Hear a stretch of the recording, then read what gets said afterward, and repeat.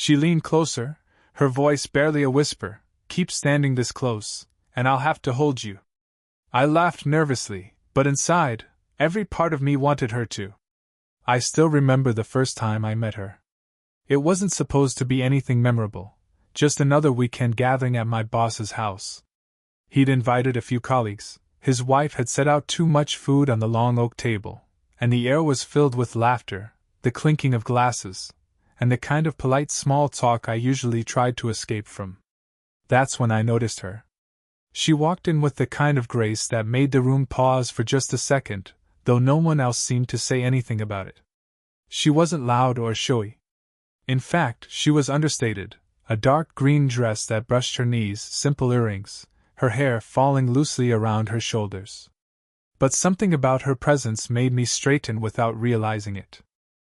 She carried herself like a woman who had lived enough to know her own worth, and that confidence was more magnetic than anything I'd seen in a long time. When she laughed at something my boss said, her head tilted back just slightly, and for a brief moment I caught sight of softness in her smile. It wasn't the rehearsed kind of smile people wear at parties. It was real, warm, unguarded.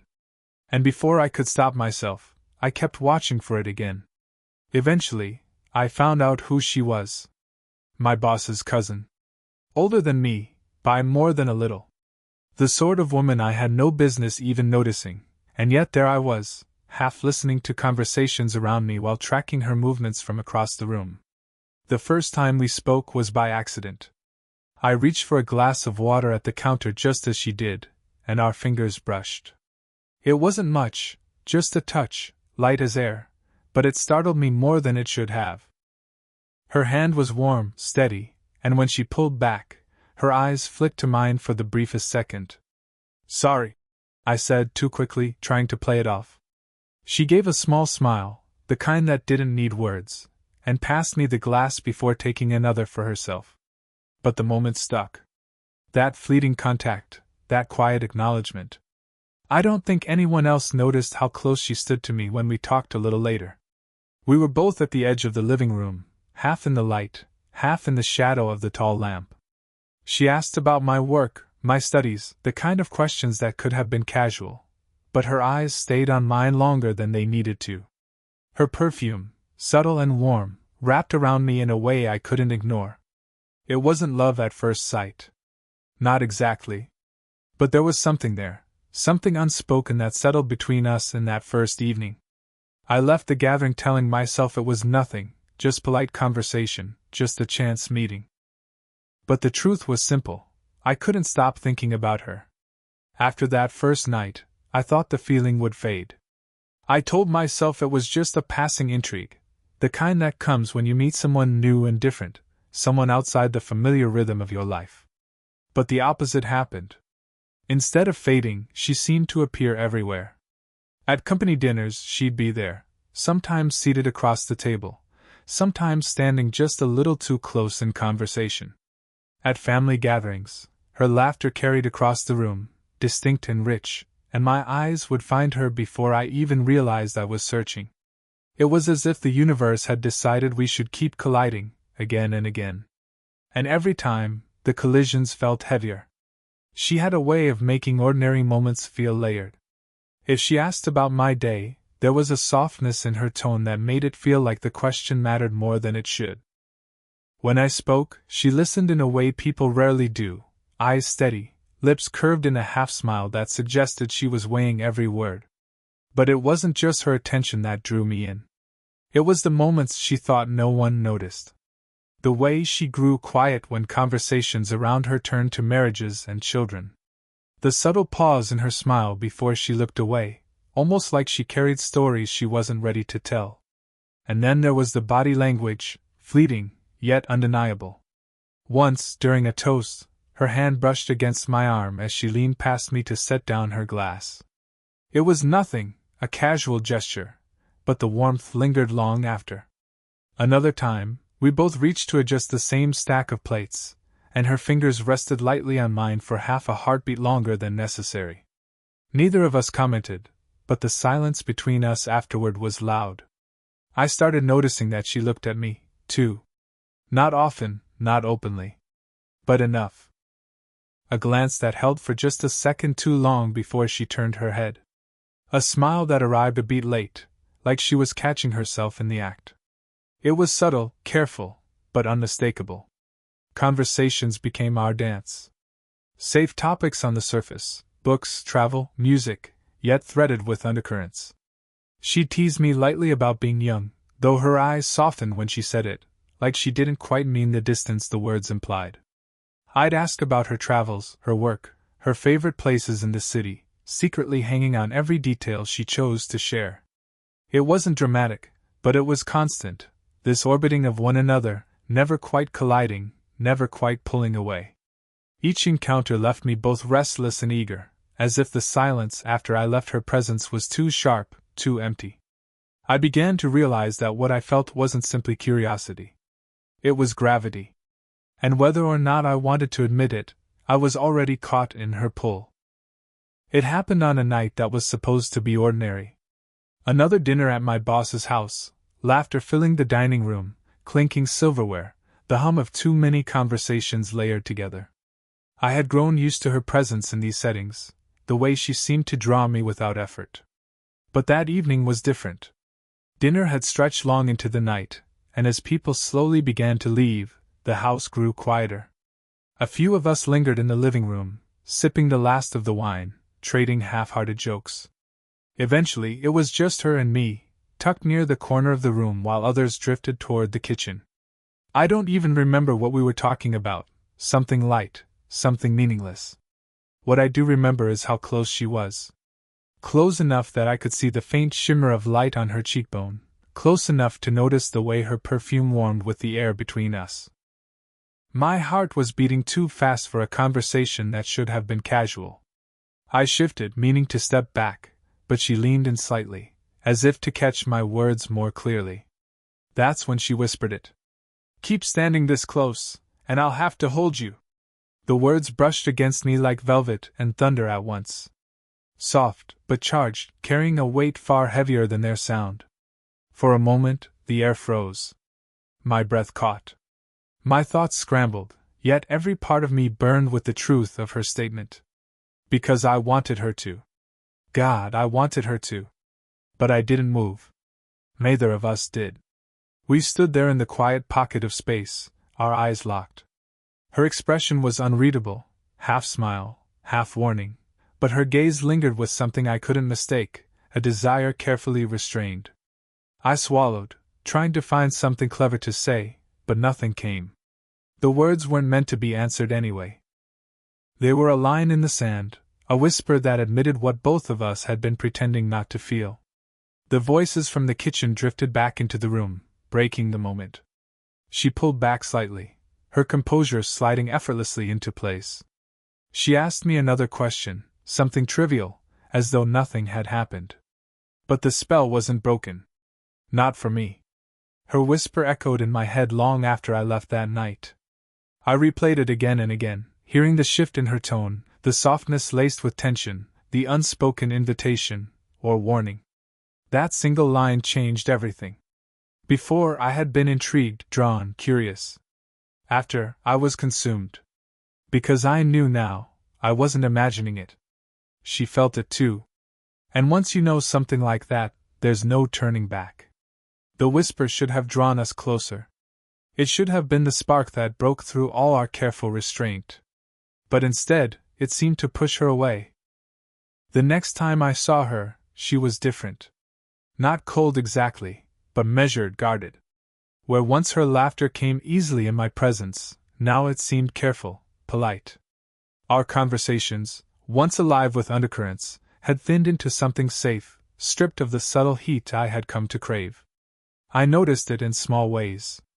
She no longer leaned in when we spoke, she kept space between us, as though an invisible line had been drawn on the floor. If our hands brushed when passing a plate, or reaching for the same book on a shelf, she pulled back almost too quickly, her smile just a little too practiced. And though she didn't say it out loud, I could feel it, she was protecting herself. Or perhaps, she was protecting me. The silence of that choice was sharper than I expected. At gatherings, when I found myself on the other side of the room, I'd glance over and see her laughing with someone else. It shouldn't have hurt, but it did. Because her laughter never reached her eyes in those moments, and I wondered if she was performing the same distance I was forced to accept. One afternoon at the office, I handed her a stack of notes my boss had asked me to deliver. Our fingers brushed as she took them, just for an instant. But that single instant carried a weight that nearly undid me. The warmth of her skin, the softness of her touch, it was like a spark catching on dry kindling, reminding me of everything I was missing. She must have felt it too, because her eyes flicked to mine, just for a second, before she looked away. And in that second, I saw what she was hiding, longing, restrained but alive. I walked away pretending to be unaffected, but inside, my chest ached with the contradiction of it all. She wanted me near. I could feel it, I knew it. Yet she was choosing distance, choosing silence. That night, lying awake, I wrestled with the questions I couldn't shake. Was this wrong? Was the gap between us, in age, in circumstance, too wide to cross? Or was it only fear, the kind that grows louder the closer two people get to something real? The hardest part wasn't that she was avoiding me. The hardest part was that she wasn't indifferent. She cared enough to step back, enough to make it hurt. And as much as I wanted to respect the distance she'd created, I also knew something had shifted permanently.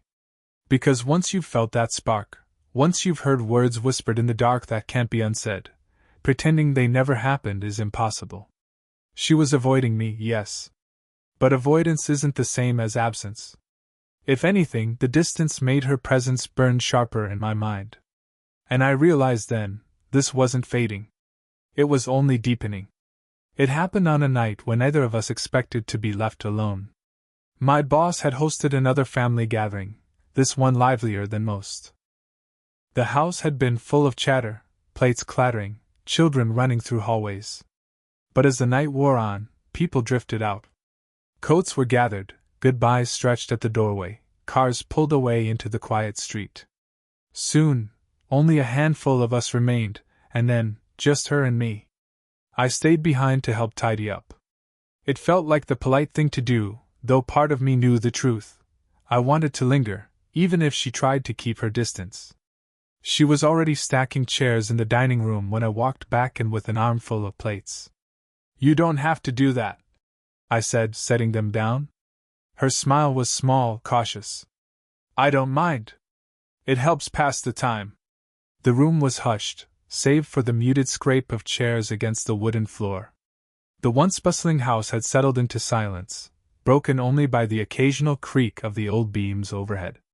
It felt as if the world had narrowed down to just the two of us, a fragile, suspended bubble of quiet. We worked side by side without speaking much. I carried folded tablecloths, she stacked glasses.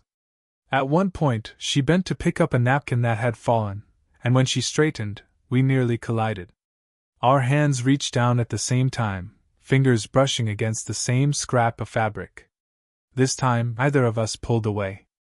My hand closed over hers by accident, or maybe not entirely by accident, and for the first time, she didn't retreat.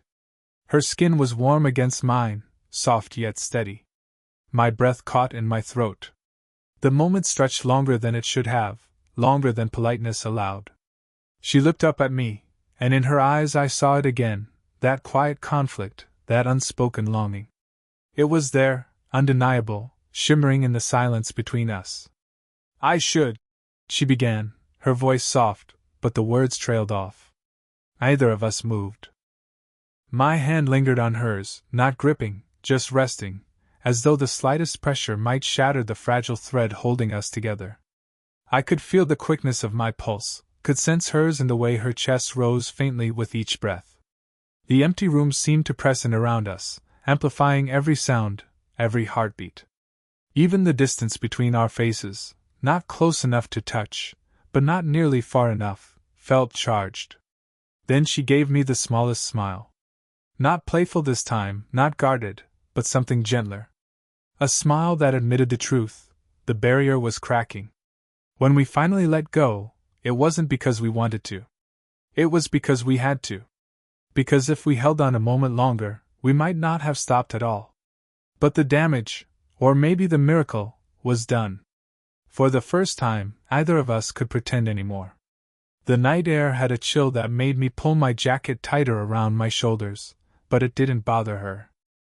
She seemed perfectly comfortable, as though she belonged here under the quiet hum of streetlights and the distant sound of crickets. We had slipped away from the lingering remnants of the family gathering, walking down a narrow side street that felt far removed from the crowded house behind us.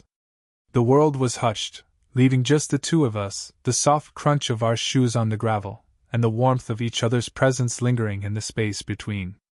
"I shouldn't have said that earlier," she began suddenly, her voice low, almost a whisper. "About, you know." I knew exactly what she meant. The memory of her words, "Keep standing this close, and I'll have to hold you," had haunted me ever since. "I've been thinking about it," I said cautiously. "About us, I mean." Her eyes flicked to mine, a flash of vulnerability I hadn't seen before. "And?" she asked softly, as if bracing herself for a truth she didn't fully want to admit. I stepped a fraction closer, careful not to overstep the invisible boundary we'd been tiptoeing around for weeks. "I've been thinking about you," I confessed. "More than I probably should. I keep trying to convince myself it's just curiosity, or the novelty. But it isn't. I like you.